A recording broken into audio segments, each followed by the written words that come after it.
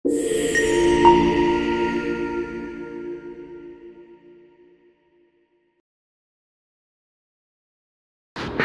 আসসালামু আলাইকুম। সবাইকে ইঞ্জিনিয়ারিং স্টাডি সলিউশনে আবারও স্বাগতম। আজকে আমরা খুব সমসাময়িক খুব জনপ্রিয় একটা টপিক নিয়ে এসেছি, টু স্টেজ রেফ্রিজারেশন সাইকেল, যেটা বাংলায় অ্যাভেলেবেল না।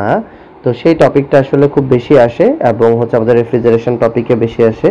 সো এটার জন্য যে লেসন আউটলাইনটা হচ্ছে সেটা হচ্ছে যে drawing of two stage refrigeration cycle, mass of each stage determination and total compression work and coefficient of performance determination, যেটা আসলে খুব বেশি গুরুত্বপূর্ণ আমাদের এই টু স্টেজ রেফ্রিজারেশন সাইকেলে ম্যাথ করার জন্য। তো আপনারা আসলে একটা ড্রয়িং দেখতে পাচ্ছেন যেটা আমাদের লেসন আউটলাইনের প্রথমে ছিল। সেটা হচ্ছে কি drawing of two stage refrigeration cycle. তো আমাদের একটা লো প্রেশার কম্প্রেসার দেখা যাচ্ছে এখানে, যেটা 1 থেকে 2 এর মধ্যে আসলে গ্যাসটাকে সার্কুলেট করছে। তারপর হচ্ছে একটা ইন্টারকুলার ফ্লাশ ট্যাঙ্ক, সেখান থেকে আসলে আবার বের হয়ে সেটা চলে যাচ্ছে হাই প্রেশার কম্প্রেসারে, এবং হাই প্রেশার কম্প্রেসারে 4 থেকে আউট হয়ে সেটা কন্ডেন্সারে ইন হচ্ছে, যার টেম্পারেচার হচ্ছে 30 ডিগ্রি সেলসিয়াস। দেন হচ্ছে 5 থেকে 6 এর দিকে এটা বের হচ্ছে, বের হয়ে দেন একটা এক্সপানশন ভালভ হয়ে এটা ইভাপোরেটরে যাচ্ছে, অ্যান্ড আরেকটা লাইন হচ্ছে আরেকটা এক্সপানশন ভালভ হয়ে ইন্টারকুলার বা ফ্লাশ ট্যাঙ্কে চলে যাচ্ছে, ইন্টারকুলার বা ফ্লাশ ট্যাঙ্কে চলে যাচ্ছে। সেখান থেকে 7 থেকে বের হয়ে সেটা আবার পুনরায় 8-এ ইভাপোরেটরে চলে যাচ্ছে, যার টেম্পারেচার -40 ডিগ্রি এন্ড 80 টিআর। আর আমাদের উপরে একটা ইভাপোরেটর ছিল, সেটা 10 ডিগ্রি এবং 100 টিআর, সেটা আপনারা দেখতেই পাচ্ছেন। ওকে, তো একটা 40 আর একটা 80। সেটা র্যাঙ্কিং সাইকেলটা হবে 1 থেকে 2 কম্প্রেশন, দেন 3 to 4 এটাও compression, high pressure compression, then 4 to 5 হচ্ছে কি কন্ডেনসেশন, 5 to 6 হচ্ছে constant enthalpy, and 7 to 8 constant enthalpy line.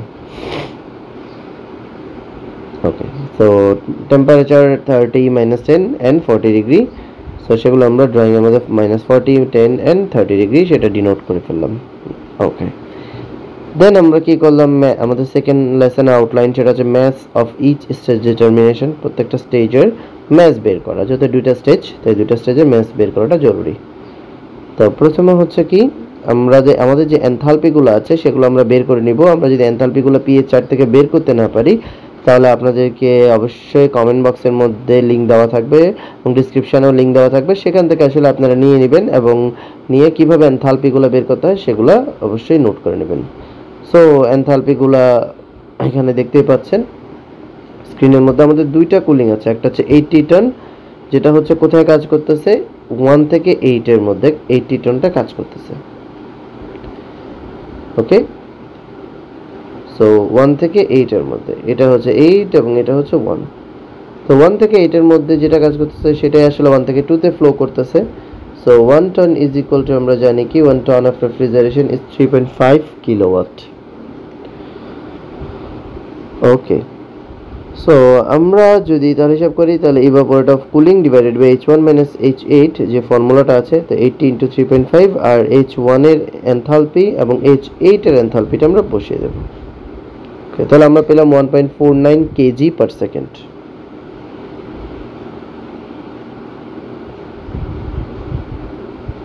সেটা আমরা নোট করে নিই, আমাদের বুঝতে সুবিধা হবে।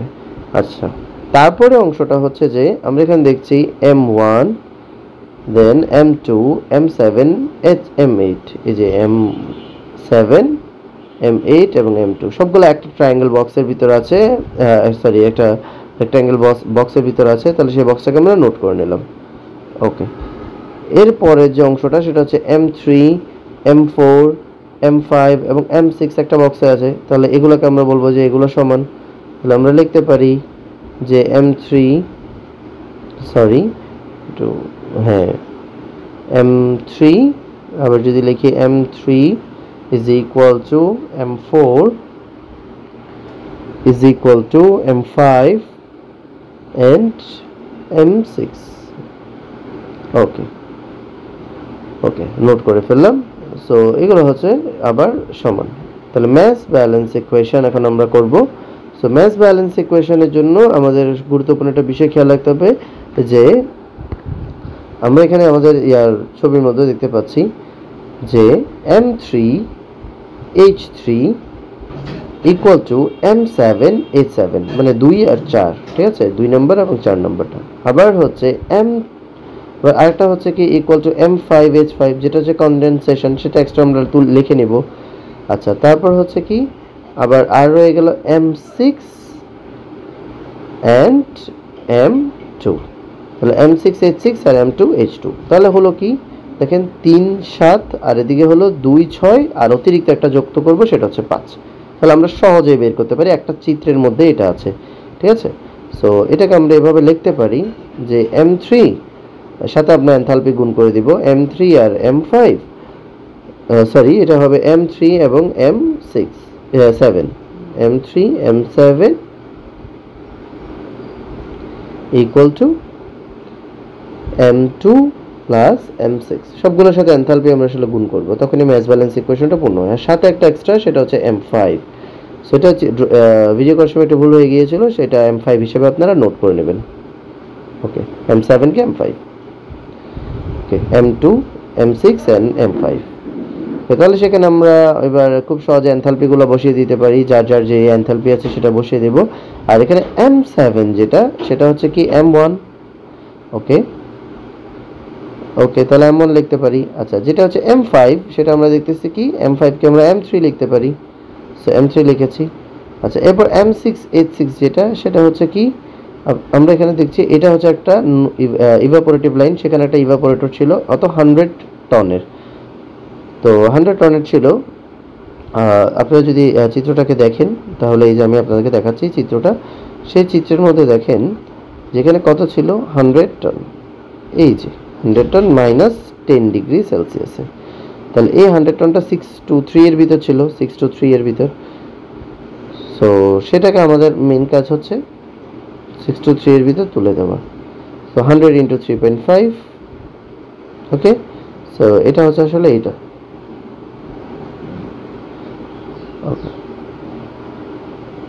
তারপরে হচ্ছে M2H2, যেটা হচ্ছে যে M2 equal to M1, so আমরা ওখানে দেখতে পাচ্ছি, তাহলে M2 ইকুয়াল টু M1 আমরা বসিয়ে দিতে পারি, এই যে M2 ইকুয়াল টু M1, হ্যাঁ ওকে, আর H2 এনথালপির মান বসিয়ে দিতে পারি। তো এইভাবে আমাদের কাছে শুধু আননোন থেকে যায় M3, সেই M3 এর মানটা আমরা আননোন ভ্যালু ক্যালকুলেশন করে বের করতে পারি 4.68 kg/s। তাহলে 4.68, 1 থেকে 2 কম্প্রেশন এবং 3 থেকে 4 হলো compression, low pressure and high pressure. তাহলে আমাদের থার্ড অংশ যেটা ছিল লো প্রেশার কম্প্রেশনের ওয়ার্ক, তো M1H2 H1 ভ্যালু বসিয়ে দিলে লো প্রেশার কম্প্রেসর পেয়ে যাব। হাই প্রেশার কম্প্রেসরে আমরা M3H4 এবং H3 পেয়ে যাব।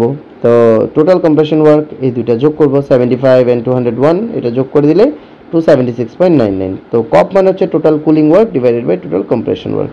তো কুলিং ছিল কত আমাদের, একটা 100 টন ছিল আর একটা 80 টন ছিল। তো আপনি এখানে দেখতে পাচ্ছেন একটা 100 টন আর একটা 80 টন ছিল। তো টনকে 3.5 দিয়ে গুণ করে কিলোওয়াটে কনভার্ট করলাম, আর হচ্ছে টোটাল কম্প্রেশন দিয়ে ভাগ দিলেই 2.27 কোএফিসিয়েন্ট অফ পারফরম্যান্স পেয়েছেন। সো থ্যাংক ইউ, আপনাদেরকে অসংখ্য ধন্যবাদ ভিডিওটা দেখার জন্য। লাইক সাবস্ক্রাইব করে বেল আইকন পাশে থাকুন। আশা করি রেফ্রিজারেশন ফুল কোর্স আপনারা খুব দ্রুত পেয়ে যাবেন। সালামু আলাইকুম।